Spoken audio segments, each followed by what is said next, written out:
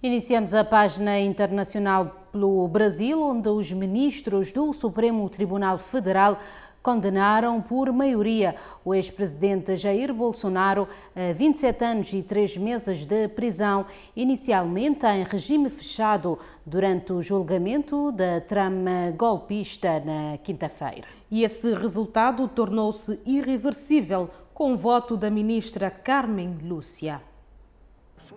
Foi no voto da ministra Carmen Lúcia que se formou maioria pela condenação de Jair Bolsonaro e dos outros 7 réus na ação penal do plano de golpe de Estado. A ministra preparou um voto de quase 400 páginas, mas decidiu resumir o texto. Que o 8 de janeiro de 2023 não foi um acontecimento banal depois de um almoço de domingo, quando as pessoas saíram a passear.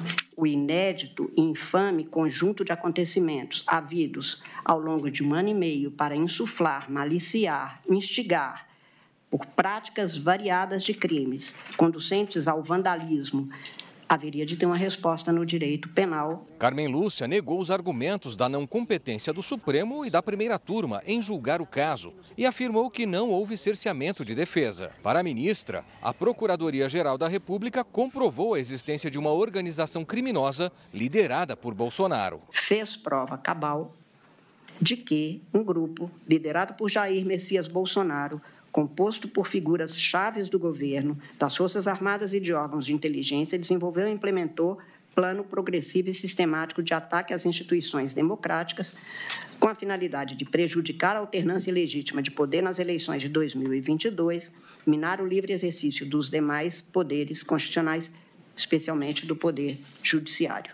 Em meio ao voto de Carmen, o ministro Alexandre de Moraes, relator do processo, pediu para falar e exibiu um vídeo no qual Bolsonaro o atacava em uma manifestação na Avenida Paulista. Fartamente comprovado que a liderança criminosa, além dessa grave violência, além de existir um armamento pesado, forças especiais, se para isso precisasse matar um ministro do Supremo Tribunal Federal, envenenar um presidente da República, praticar peculato uso, utilizando os poderes de Estado, são crimes indeterminados, crimes para chegar ao seu objetivo. Agora, quem bolou todo esse discurso a partir dos réus Alexandre Ramagem, a BIM Paralela e Augusto Heleno, mas quem executou tudo foi o próprio líder, Jair Messias Bolsonaro.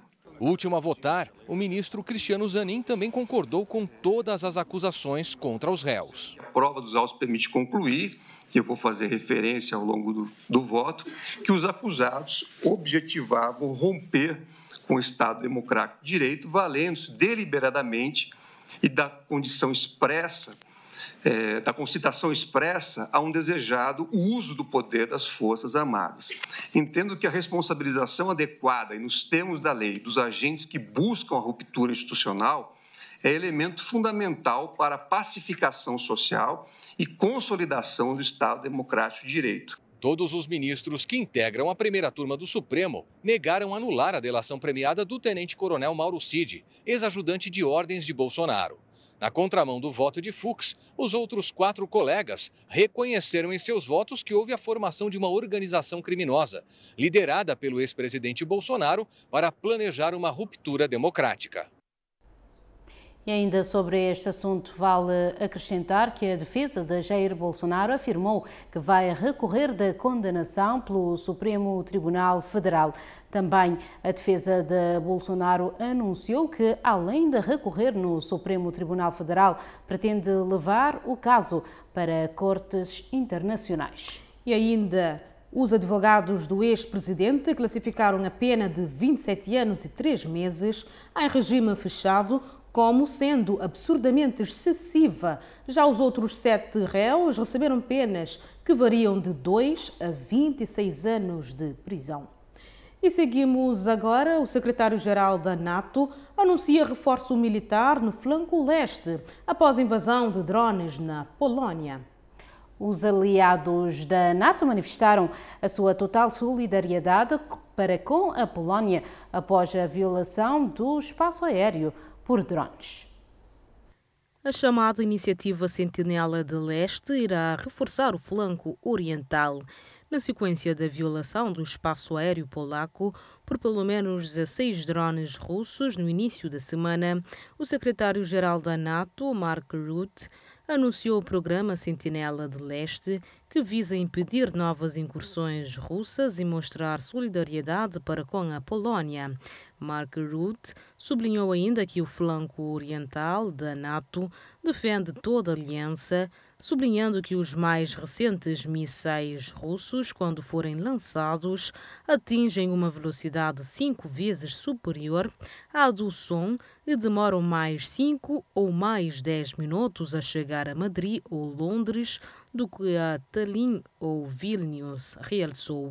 Nesse sentido, concordaremos que dentro desta aliança de 32 países, todos vivemos no flanco leste, disse o secretário-geral da NATO. O programa, que prevê o reforço da presença militar da NATO nos países do leste da Europa, terá início já na noite desta sexta-feira. Questionado várias vezes, Rutte recusou-se a responder categoricamente se considerava que a invasão de drones russos na Polónia tinha sido acidental, evitando dar uma dimensão ainda mais grave ao incidente. Ao lado de Rutte, o comandante supremo aliado da NATO explicou que a Sentinela de Leste irá envolver novos ativos, nomeadamente caças de França e dinamarqueses, além de algumas capacidades de defesa aérea baseadas em terra e que precisarão de um novo projeto de defesa. Já o secretário da Defesa dos Estados Unidos, que em fevereiro chamou a Polónia um aliado exemplar da NATO, também falou esta sexta-feira com o vice-primeiro-ministro e ministro da Defesa polaco, que sublinhou numa publicação no X que a Polónia podia contar com o apoio total dos Estados Unidos da América.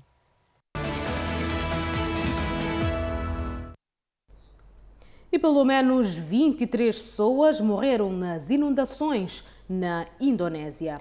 Confira esta e outras notícias no Giro pelo Mundo.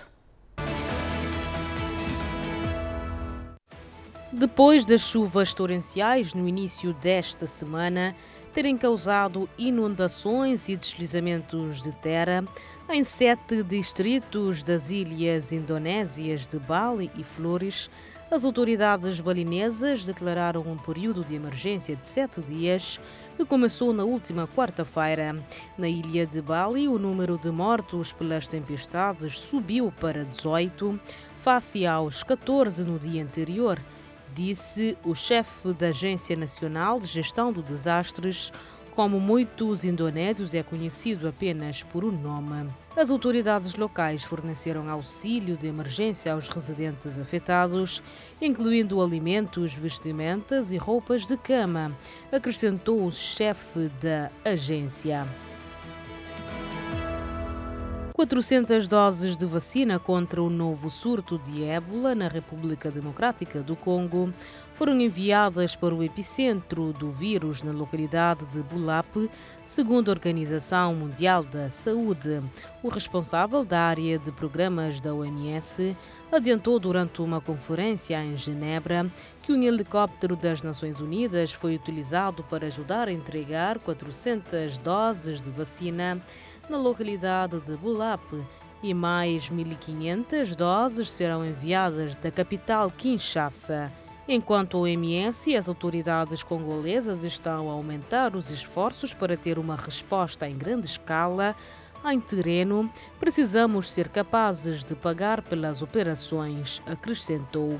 O acesso limitado e o financiamento necessário são os principais desafios enfrentados pelos responsáveis pela saúde, que tentam responder ao mais recente surto de ébola no sul do Congo, segundo a OMS. Desde que o surto foi confirmado a 4 de setembro, o número de casos suspeitos aumentou de 28 para 68, disse na quinta-feira a principal agência de saúde da África. Os Centros de Controle e Prevenção de Doenças de África relataram até agora 16 mortes. um armazenamento de contraceptivos no valor de 10 milhões de dólares destinado aos países em desenvolvimento foi destruído pela Agência dos Estados Unidos para o Desenvolvimento Internacional, noticiou o jornal New York Times. A notícia do jornal norte-americano cita um funcionário da Agência dos Estados Unidos para o Desenvolvimento Internacional, organismo que atualmente se encontra sob a tutela do Departamento de Estado norte-americano.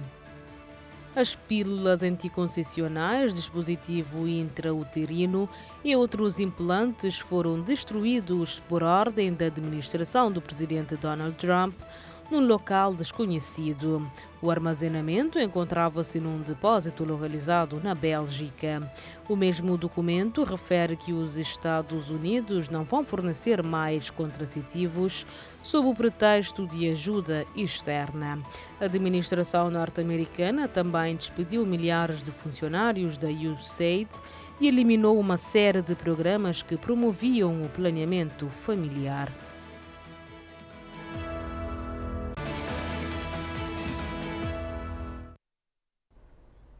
E vamos agora para Portugal para trazer aqui uma história insólita, Cassandra. É verdade, é que há quase 2 anos uma mulher foi enganada pelo GPS e conduziu o carro pelas escadarias monumentais de Coimbra. Mas o que será que aconteceu com esta mulher? Acompanhe agora. Há quase 2 anos, uma mulher foi enganada pelo GPS e conduziu o carro pelas escadarias monumentais de Coimbra. O aparato acabou por ser maior do que o próprio acidente porque ninguém ficou ferido. O que não se esperava era que este caminho errado tivesse guiado a condutora até ao amor da sua vida. É que 3 dias antes do acidente, o carro tinha sido reparado numa oficina. O mecânico conheceu o veículo que tinha arranjado e decidiu procurar a dona por curiosidade. Pois bem, a relação evoluiu para uma amizade, pouco depois para um namoro e este verão culminou em casamento. Em agosto, Céline e Carlos deram um nó e fizeram questão de imortalizar o momento com fotografias especiais nas famosas escadas que deram início à história de amor. É raro, mas é caso para dizer que este acidente no mundo deste casal, muito melhor.